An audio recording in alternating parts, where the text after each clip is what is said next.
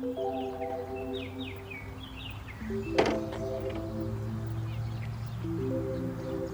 this is my KTM Adventure 390 2025 edition, and today in this video I am going to give you an honest review for completing 10,000 kilometers on this bike.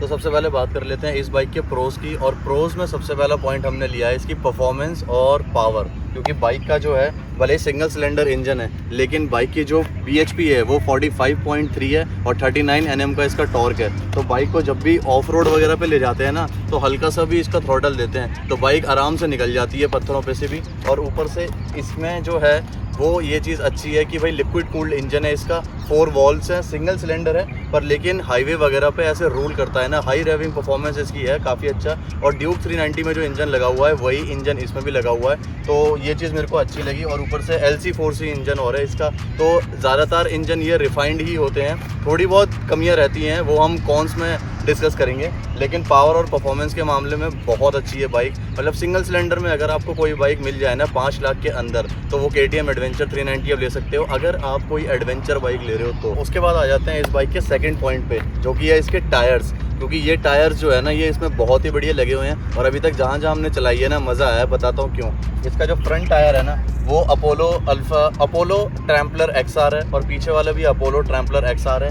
पर आगे वाला जो tyre है ये है 90/90 21 inch का alloy wheel, और पीछे वाला जो टायर है वो है 17 इंच का एलॉय व्हील, और 17 इंच के एलॉय व्हील के साथ ये है 130/80 17 इंच का एलॉय। बट लेकिन जो इसका फ्रंट व्हील है ना, फ्रंट व्हील इसका 21 इंच का दिया हुआ है। और इसका फ़ायदा ये है कि जो भी ऑफ रोडिंग हम लोग करते हैं ना, ऑफ रोडिंग कैपेबिलिटी इतनी आसान हो जाती है ना इस बाइक पे, कि आप कभी भी सामने देखोगे ना कि यार ऑफ रोड आ रहा है तो डरोगे नहीं। ये ऑनेस्ट रिव्यू मैं आपको दे रहा हूँ, क्योंकि जितने भी पहाड़ों पे हमने ऑफ रोडिंग की है ना, वाटर क्रॉसिंग वगैरह भी जहाँ पे की है, वहाँ पर मैं डरा नहीं हूँ बिल्कुल, क्योंकि इस टायर की वजह से। ये टायर ने हर जगह साथ दिया है। उसके बाद आ जाते हैं हम इस बाइक के अगले प्रोस पे, जो कि है इसकी TFT स्क्रीन। 5 इंच की कलर डिस्प्ले इन्होंने दी हुई है। ये डिस्प्ले इतनी ज़्यादा बढ़िया है कि इसको जब भी हम ऑन करते हैं ना, तो ये जो कलरफुल होता है ना, इसको देख के ज़्यादा अच्छा लगता है। मतलब मैंने इस वाली रेंज में V-Storm 250 भी देखी थी, और भी GS 310 भी देखी थी BMW की एडवेंचर में, लेकिन उन सब की जो है ना डिस्प्ले वो ब्लैक एंड वाइट है, पर इसकी कलर्ड है। तो ये सबसे पहला पॉइंट हो गया कलर डिस्प्ले में। आप इसको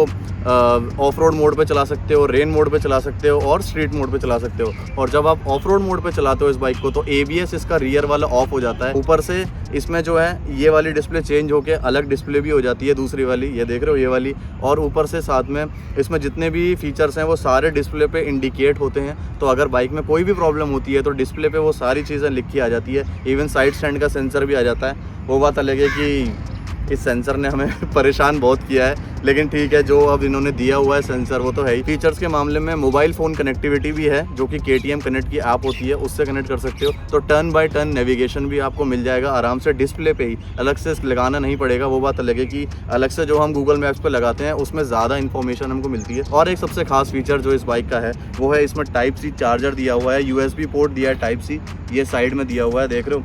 ये बहुत ज़्यादा बढ़िया लगा मेरे को। मेरी आधी से ज़्यादा जो राइड्स है ना इस बाइक पे, मैं घर से चार्ज करके नहीं निकलता, निकलने के बाद मैं यहाँ चार्जिंग पे लगाता हूँ और फिर मैं बाइक चलाता हूँ। चाहे GoPro हो, मेरा इंटरकॉम हो, चाहे मेरा मोबाइल फ़ोन हो, चाहे कुछ भी हो, वो मैं सब यहीं से चार्ज करता हूँ। तो ये सबसे ज़्यादा मज़ेदार फीचर है। तो अब आ जाते हैं भाई इस बाइक के अगले पॉइंट पे, जो कि है इसके सस्पेंशन और कंफर्ट। क्योंकि भाई बाइक को मैंने इतना ज़्यादा ऑफ रोड में भी चला लिया है, और ऊपर से सिटी में तो इतना फील नहीं होता सस्पेंशन का, लेकिन ऑफ रोड में इसका जब भी सस्पेंशन हमारा यूज़ हुआ है बाइक का राइड करते टाइम, और मैंने तो वाइफ के साथ भी इसमें राइड की हुई है, जो कि स्पीति के चंद्रताल जैसे एरिया में करी है, जहाँ पर वाटर क्रॉसिंग थी, पत्थर ही पत्थर थे। तो सस्पेंशन इतने बढ़िया है कि राइड बहुत ही इंजॉयबल थी। और सस्पेंशन में आपको बताऊं तो इसमें लगे हुए हैं WP Apex 43 mm के एडजस्टेबल फ्रंट फोक सस्पेंशन, जो कि 230 mm तक ट्रैवल है इसका। तो जो सस्पेंशन है वो तो बहुत ही बढ़िया है। और रियर के जो इसके सस्पेंशन है, रियर के सस्पेंशन इसके मोनोशॉक सस्पेंशन है, जो कि सॉफ्ट भी हो सकते हैं और हार्ड भी हो सकते हैं। तो जब आप राइड करते हो इस पर तो मज़ा बहुत आता है। राइड करते टाइम आपको फील नहीं होता कि सस्पेंशन बहुत ज़्यादा स्टिफ है। इस बाइक के सस्पेंशन लिटरली बहुत बढ़िया है। अब आ जाते हैं इस बाइक के अगले प्रॉस पे, जो कि है इस बाइक की क्रूज कंट्रोल। मतलब भाई इस बाइक में फीचर्स तो बहुत सारे हैं, सेंसर्स भी काफ़ी सारे हैं, लेकिन जो मेरा सबसे ज़्यादा फेवरेट फीचर है ना, वो इस बाइक का है क्रूज कंट्रोल। मैंने मतलब इतनी ज़्यादा राइड मारी हुई हैं, जो कि पहले मैं मारता था BMW G310 RR पे, कश्मीर से लेकर कन्याकुमारी तक भी मारी हुई है, और मुझे पता है बिना क्रूज कंट्रोल के राइड करना कितना मुश्किल होता है। आपकी जो कलाई होती है ना, ऑनेस्टली बताऊं तो ये कलाई दुखने लग जाती है। आप पूरे टाइम थ्रॉटल पे ऐसे हाथ रख के नहीं बैठ सकते, और खासकर ऐसे ऐसे लंबे लंबे हाईवे आते हैं ना, जहाँ पर आपको क्रूज कंट्रोल की नीड पड़ती है, जिसमें सबसे ज़्यादा बढ़िया होता है आप एक बटन दबाओ और आपकी बाइक अपने आप चलेगी। आपको कहीं पर भी अपने हाथ का यूज़ नहीं करना, बस बाइक के हैंडल को बैलेंस करना है। तो इस बाइक में क्रूज कंट्रोल इतना ज़्यादा बढ़िया है कि मैंने 30 की स्पीड पे 30 किलोमीटर पर आवर से लेकर के 120-130 किलोमीटर पर आवर की स्पीड पे भी यूज़ किया है, और कहीं पर भी मेरे को ऐसी दिक्कत नहीं हुई। भाई बहुत मज़ा आया। और लिटरली एक चीज़ मैं आपको बताऊं कि 5 लाख के अंदर अगर कोई बाइक आ रही है, तो जो इसके कंपैरिजन में है रॉयल एनफील्ड की हिमालयन 450, उसमें भी क्रूज कंट्रोल नहीं है। मतलब ये देख रहे हो, जो कि सबसे ज़्यादा बिकने वाली बाइक है रॉयल एनफील्ड की हिमालयन 450, उसमें भी क्रूज कंट्रोल नहीं है। अब आ गया हो तो पता नहीं, लेकिन अभी जब मैंने ये बाइक खरीदी थी 2025 में, तब इसमें क्रूज कंट्रोल किसी और सेगमेंट में नहीं आता था इसके अलावा। तो मेरा सबसे बड़ा इसका लेने का मतलब ही यही था कि मुझे चाहिए क्रूज कंट्रोल, जिससे मेरी राइड हो जाए बहुत ही ज़्यादा आसान। तो देखो भाई, ये तो हो गए बाइक के बहुत ही अच्छे अच्छे फीचर्स, बहुत ही अच्छे अच्छे प्रोज, जो कि मैंने आपको बताया। मतलब बाइक में कमी ज़्यादा किसी चीज़ की है नहीं, प्रोस मैंने आपको बता दिए बढ़िया बढ़िया। अब बात कर लेते हैं इस बाइक के कॉन्स के ऊपर, जो कि इस बाइक में कमियां मुझे फील हुई हैं, जो लिटरली इसमें मुझे राइड करते टाइम पता चला है कि हाँ यार, इन चीज़ों पे और भी ध्यान रखा जा सकता था। तो आइए बात करते हैं उसके बारे में। सबसे पहला पॉइंट हम कवर करेंगे इस बाइक के कॉन में, जो कि है इसकी वाइब्रेशंस। मतलब बाइक को हमने इतनी जगह पे चला लिया है कि अब हमें ये भी पता चल गया है कि बाइक की वाइब्रेशन को मैनेज कैसे करना है। लेकिन क्योंकि इस बाइक का सिंगल सिलेंडर इंजन है, 4 वॉल्व्स हैं और लिक्विड कूल्ड इंजन है, पावर भी 43.5 समथिंग है,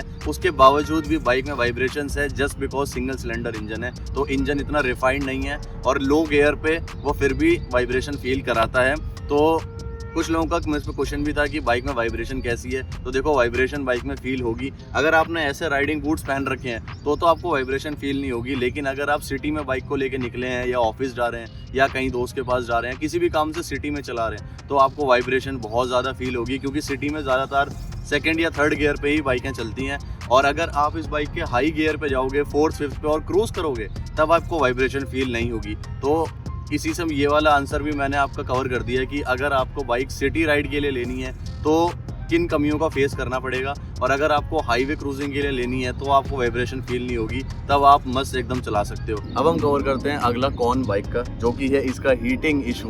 भाई मतलब बाइक इतनी ज़्यादा रिफाइंड मैंने सोची थी, क्योंकि ड्यूक 390 बहुत ही ज़्यादा हॉट सेलिंग बाइक है, और ड्यूक 390 का ही इंजन इसमें लगा हुआ है। तो मैंने सोचा था कि एटलीस्ट सिटी में चलाते टाइम इतनी हीट फील नहीं होगी कि हाँ चला सके आराम से। लेकिन भाई गर्मियों के टाइम पे, पिछले साल मैंने ये बाइक ली है जून जुलाई के आसपास, और उसके बाद अब 1 साल होने वाला है कुछ टाइम के अंदर, और जून जुलाई के आसपास भी गर्मी दिल्ली NCR में बहुत होती है, और सिटी में जहाँ भी मैं लेके निकला हूँ ना, भाई पैरों में ऐसा लग रहा है आग निकल रही हो, इतनी ज़्यादा हीटिंग इशू है इस बाइक में।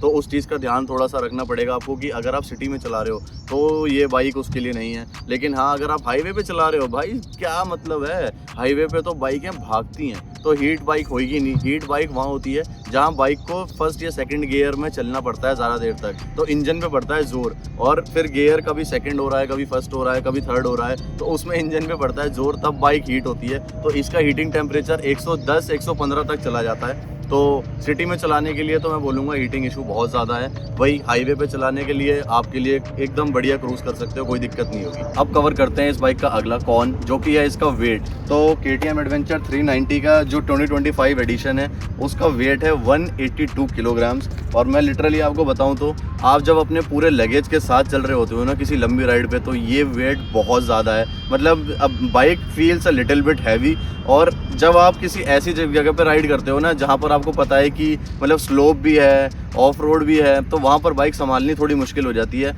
और ख़ासकर अगर आपकी हाइट थोड़ी सी छोटी है, जैसे मान लीजिए 5'6" है, या 5'5" है, या 5'4" है, तो बाइक संभालना इतना आसान नहीं है। बाइक गिर भी सकती है, बड़ा मुश्किल हो जाएगा चलाना। एक्सपीरियंस राइडर्स फिर भी एक बार को संभाल लेंगे, पर लेकिन हैवी होने की वजह से गिर सकती है। और जब आप पीछे पूरे टॉप बॉक्स, पैनियर्स, आगे साइड में एम्पोचर, पूरा सिस्टम लेके चलते हो ना, तो बाइक का वेट और भी ज़्यादा बढ़ जाता है। तो इस वजह से बाइक को संभालना बहुत मुश्किल है। मुझे याद है मैं जब वाइफ के साथ पहली बार गया था स्पीति राइड पे, तब मुझे बाइक संभालने में इतनी दिक्कत नहीं हुई थी फिर भी, क्योंकि वहाँ के जो स्पीति के रास्ते हैं ना, वो रास्ते भले ही खाई वाले रास्ते हैं, लेकिन वो रास्ते हैं फिर भी सीधे ही।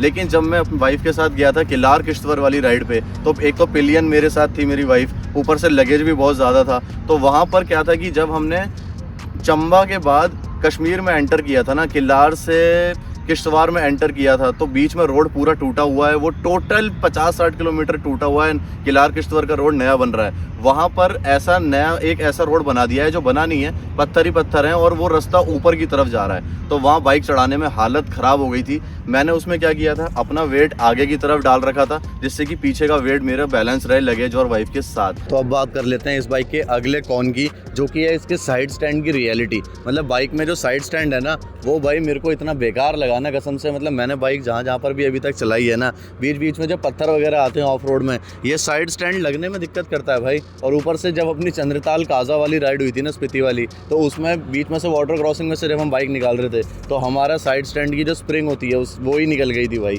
तो स्प्रिंग इतनी बेकार क्वालिटी की लगाई हुई है इसमें। BMW में मुझे ये दिक्कत कभी नहीं हुई, पूरे 2 साल चलाई है मैंने वो बाइक, पर इसकी निकल गई। तो साइड स्टैंड ने बड़ा परेशान किया मेरे को। मैंने इस पर एक वीडियो भी बनाई थी, इशू इन KTM, तो वो आप देख सकते हो कैसे कैसे करके हमने इस प्रॉब्लम को सॉल्व किया। उसके बाद भी KTM एडवेंचर 390 2025 एडिशन का साइड स्टैंड की स्प्रिंग थी नहीं उन शोरूम वालों के पास। मैंने चंडीगढ़ पता किया, सब जगह पता किया, तो अब जाके स्प्रिंग आ चुकी है। वो मैंने एक्स्ट्रा ले लिया अपने साथ, लेके मैं जाता हूँ हर राइड पे। तो साइड स्टैंड में प्रॉब्लम है। ऊपर से साइड स्टैंड का जो सेंसर है ना, ये बड़ा दिमाग ख़राब करता है। ये सेंसर अगर साइड स्टैंड ऊपर भी है ना, तब भी अचानक से सेंसर ऑन हो जाएगा कि साइड स्टैंड लगा हुआ है, और बाइक बंद हो जाएगी चाहे 140 पे चल रही हो। मेरे साथ वैभव गया था KTM एडवेंचर 390 लेके, सेम बाइक है उस पर भी। हम जा रहे थे दमन एंड दीव वाली राइड पे, उसकी बाइक अच्छी खासी चल रही है, अचानक से बंद हो गई। इशू क्या आया, साइड स्टैंड का सेंसर ऑन हो गया अपने आप, जबकि बाइक का साइड स्टैंड ऊपर ही था। तो ये सब दिक्कतें हैं साइड स्टैंड की, जो आपको ध्यान में रखनी है। पहले से ही थोड़ा सा देख के चलना कि साइड स्टैंड में इशू आ सकता है। अब आ जाते हैं हम इसके अगले कॉन पे, जो कि है इसकी हेडलाइट। मतलब बाइक के जो हेडलाइट है ना, इसका थ्रो इतना बेकार है ना कसम से। जब मैंने बाइक ली थी ना, उसके चौथे दिन ही मैंने सोच लिया था कि मैं इसमें जो है फॉग लाइट लगवाऊंगा, जो कि मैंने लगवा रखी है HJG की, जो कि अपने गुप्ता बाइकिंग गियर्स वाले हैं, उन्होंने इतना बढ़िया सेटअप किया है ना। बहुत ही अच्छे जो हैं, दीपक भाई भी हैं अपने, और ऊपर से इनकी जो हॉस्पिटैलिटी है वो भी बहुत बढ़िया है। और लाइट भी एकदम बढ़िया काम कर रही है। कहीं कहीं पे थोड़ी बहुत दिक्कतें आई, पर लेकिन हमने इसके कनेक्टर चेंज किए और बाइक एकदम बढ़िया चलने लगी। तो फॉग लाइट में ऐसी कोई दिक्कत नहीं हुई। लेकिन हाँ, बात करते हैं हेडलाइट की, तो इसके जो है ना वर्टिकली स्टैक्ड जो है LED हेडलैम्प प्रोजेक्टर हैं इस बाइक में, और ऊपर से साइड में इन्होंने DRL भी दिया है, जो कि डे टाइम DRL है। तो DRL तो बहुत ज़्यादा अच्छे हैं, उनमें कोई दिक्कत नहीं है, और DRL का काम भी नहीं होता ज़्यादा हेडलाइट को जो है, लाइट को जो है थ्रो देना। लेकिन जो काम होता है वो प्रोजेक्टर हेडलैम्प का होता है, और इसकी जो हेडलाइट प्रोजेक्टर हेडलैम्प का थ्रो है ना, वो बहुत ही कम है। मतलब ज़्यादा दूर तक क्या, आप आसपास के एरिया में भी थोड़ा सा सोचते हो कि यार दिख रहा है कि नहीं दिख रहा, रात को इतना ज़्यादा कम है। तो इसी वजह से मैंने फॉग लाइट लगाए थे। तो हेडलाइट का आपको ये चीज़ है कि लेने के बाद एक फॉग लाइट का सेटअप लगवाना ही पड़ेगा। तो भाई ये थे बाइक के जो कॉन थे। मैंने बहुत ज़्यादा कॉन कवर किए नहीं, क्योंकि मुझे फील भी नहीं हुए।